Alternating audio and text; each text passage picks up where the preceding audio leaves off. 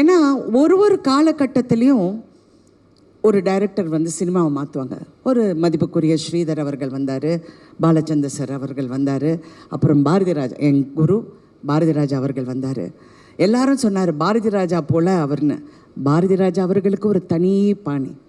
ஆனால் Sivakumar is going to create அவருடைய தனி பாணி. அதிகம் பேச மாட்டேன். நான் நினைப்பேன் இந்த சின்ன பையனுக்கு எப்படி இவ்வளோ ஒரு தாட் ப்ராசஸ் இருக்குது அப்படின்னு. நான் அடிக்கடி யூஸ்வலி நான் ஸ்டடி ரொம்ப அது இன்ன வரைக்கும் எனக்கு அது ஒரு ஃபேசினேஷனாகவே இருக்குது.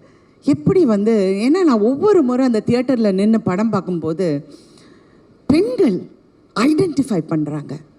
ஒவ்வொரு பெண்ணை எவ்வளோ சந்தோஷமாக இருக்குது தெரியுங்களா? தியேட்டருக்காரங்கெல்லாம் எவ்வளோ சந்தோஷப்படுறாங்க. மேடம் கூட்டம் வருது மேடம், தியேட்டருக்கு பாருங்கள் எப்படி கூட்டம் வருதுன்னு.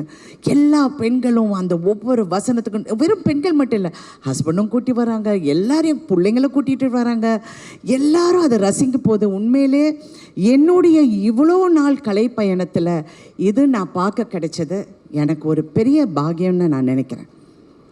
ஏன்னா நான் நிறைய பார்த்துட்டேன்.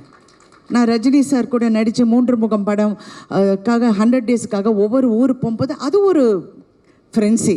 ஆனால் அதில் சில்க் ஸ்மிதா இருந்தனால எல்லோரும் சில்க் ஸ்மிதாவை தான் பார்த்தாங்க.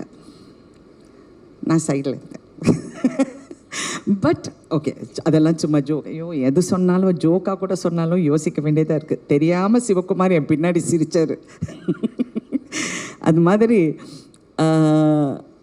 இப்போ இந்த படத்தை பார்க்கும்போது நான் சித்திக்கு அப்புறம் நிறைய பெண்களோட ஒரு ரிஃப்ளெக்ஷனை பார்த்தேன் சொசைட்டியில். நான் சீரியல் எடுக்க போந்தேன் நான் அப்படி தான் நினச்சேன்.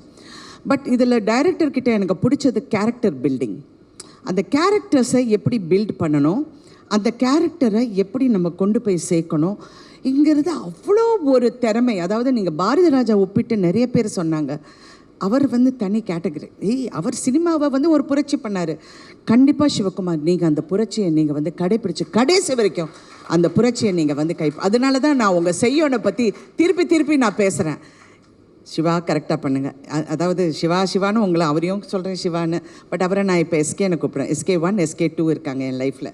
ஒன்று என் ஹஸ்பண்ட் சரத்குமார், இன்னொன்று ப்ரொடியூசர் சிவகார்த்திகேயன் அண்ட் ஆக்டர்.